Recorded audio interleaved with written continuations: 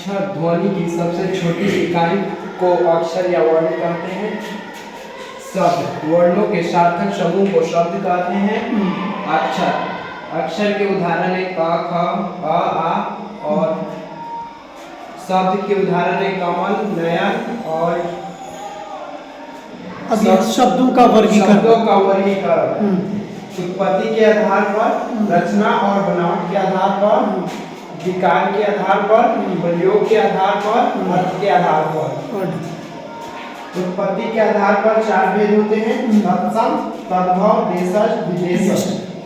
रचना के आधार पर 3 भेद होते हैं: रूढ़, यौगिक, योगरूढ़। विकार के आधार पर 2 भेद होते हैं: विकारी और अविकारी। प्रयोग के आधार पर 3 भेद होते हैं: सामान्य शब्द, तकनीक शब्द और तकनीकी शब्द। अर्थ के आधार पर 6 भेद होते हैं: पर्यायवाची, विपरीतार्थक, एकार्थक और अनेकार्थी, श्रुति, संभिन्ना। फिर मैंने शब्द का परिभाषा लिखा है, वर्णों के सार्थक समूह को शब्द कहते हैं। ठीक है, अक्षर का मैंने एग्जांपल दिया, उदाहरण क, ख, ग, अ, आ, इ इत्यादि है। शब्द का उदाहरण है कमल, नयन इत्यादि, जो आप शब्द लिखते। सार्थक समूह में चाहिए, मीनिंग नहीं करना चाहिए, अर्थ नहीं करना चाहिए। ठीक है, हमें जो पढ़ना था, जिसका मैंने लेसन प्लान तैयार किया है, वो था कि शब्दों का वर्गीकरण किस किस आधार पर होता है और उसमें जो उत्पत्ति के आधार पर है उसको पढ़ना था। ये देखिए लेसन प्लान। आपको पढ़ाने से पहले टीचर एक लेसन प्लान तैयार करता है कि बच्चे उसके क्या सीखेंगे, ये चैप्टर पढ़ाने से उनको क्या फ़ायदा होगा, पहले का ज्ञान क्या था उनके पास, ये सब उनके पास होना चाहिए। तो शब्दों का वर्गीकरण पहले है उत्पत्ति के आधार पर, ये होते हैं 4 भेद। ठीक है, अब देखिए उत्पत्ति और रचना में जब कंफ्यूजन होगा, किसमें 4 है किसमें 3 है, तो उत्पत्ति में देखिए उत्पत्ति 4 अक्षर है ना, तो 4 अक्षर है तो 4 भेद है। सीधे टेक्निक से याद कर लीजिएगा, ट्रिक से। तत्सम, तद्भव, देशज और विदेशज। इसमें क्या है, एक संकर शब्द मैंने लिख दिया है। आजकल हिंदी व्याकरण में बहुत जगह लिखता है 5 भेद होते हैं। अगर 5 का ऑप्शन है तो 5 भेद भी आप लिख सकते हैं। 5वां भेद संकर शब्द है। फिर रचना या बनावट के आधार पर, तो रचना में 3 अक्षर है ना, तो 3 भेद हो गए इसका। कौन कौन? रूढ़ शब्द, यौगिक शब्द और योगरूढ़ शब्द। विकार के आधार पर 2 भेद हैं, विकारी और अविकारी। प्रयोग के आधार पर भी 3 भेद होते हैं, सामान्य शब्द, तकनीकी शब्द और अर्ध तकनीकी शब्द। ठीक है ना। व्याकरणिक आधार पर भी 3 ही भेद होते हैं। कभी कभी ये पूछे कि व्याकरणिक आधार पर कितने भेद है, तो उसमें भी 3 ही भेद है, यही 3 भेद है। अर्थ के आधार पर सामान्यतः 6 भेद होते हैं। इसमें है पर्यायवाची शब्द, विपरीतार्थक शब्द, एकार्थी शब्द, अनेकार्थी शब्द, श्रुति शब्द, भिन्नार्थक शब्द और अनेक शब्दों के लिए एक शब्द। ये शब्दों का वर्गीकरण है। अब रही बात कि जो उत्पत्ति के आधार पर जो 4 भेद होते हैं, तत्सम, तद्भव, देशज और विदेशज, उसमें क्या है, तत्सम शब्द की परिभाषा है कि संस्कृत के मूल शब्द जो हिंदी में प्रयुक्त होते हैं उनको हम तत्सम कहते हैं। जैसे आप बोलते हैं अग्नि, क्या बोलते हैं? अग्नि। अग्नि संस्कृत का शब्द है, लेकिन हिंदी में भी प्रयुक्त होता है ना, हिंदी में भी व्यवहृत होता है, तो वो तत्सम शब्द है।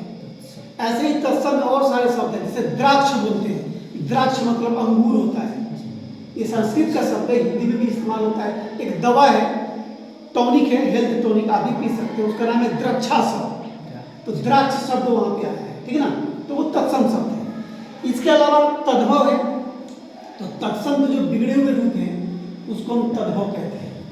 जैसे आप द्राक्ष नहीं कह के अंगूर कहिएगा, तद्भव हो गया। जैसे आप अग्नि नहीं करके आग कहिएगा, तद्भव हो गया।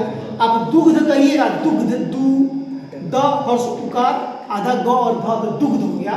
ठीक है ना, लेकिन उसको हिंदी में ऐसे नॉर्मली लिखते हैं क्या, दूध, तो दूध क्या हो गया, तद्भव, और दुग्ध हो गया तत्सम। क्षीर लिखते हैं, खीर, ठीक है ना, तो खीर शब्द क्या हो जाएगा, तद्भव हो जाएगा। उसके बाद बारी आती है देशज।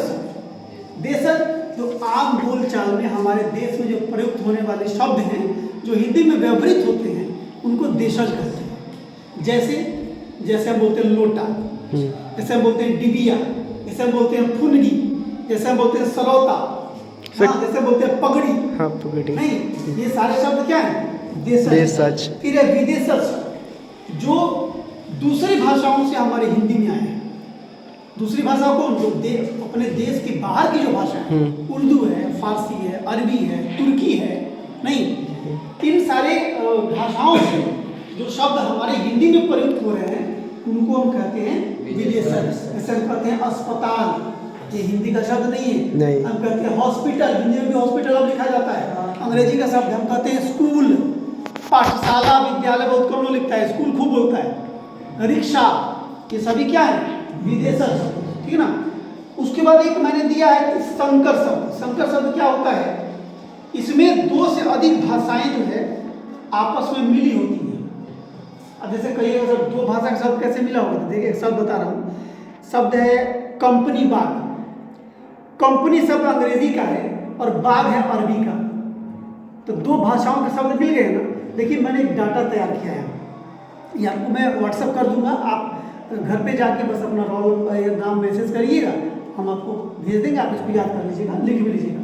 देखिए तत्समय आम्र, आम, ऐसे ही उष्ट माने ऊंट, ऐसे ही शलाका, खरपर, तिक्त, गोमल, घोटक, शत, हरिद्रा, हरिद्रा बोलते हैं हल्दी को, हाँ, पर्यक, क्षीर, सत्तु, ये सभी तत्सम शब्द हैं।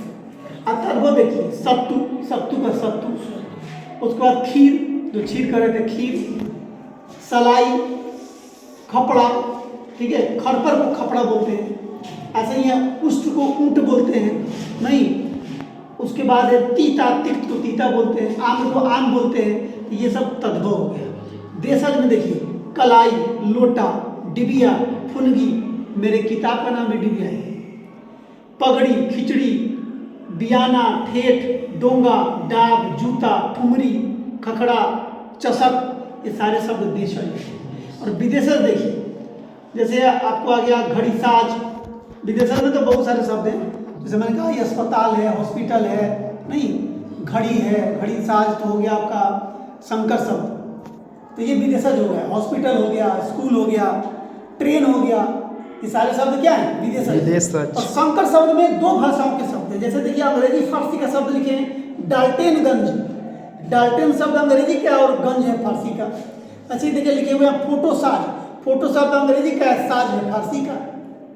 अब देखिए अंग्रेजी और अरबी के शब्द हैं, जैसे कंपनी बाग, हाफ कमीज, हाफ कमीज पहनते हैं ना, तो हाफ शब्द हो गया अंग्रेजी का, और कमीज क्या है? अरबी शब्द है।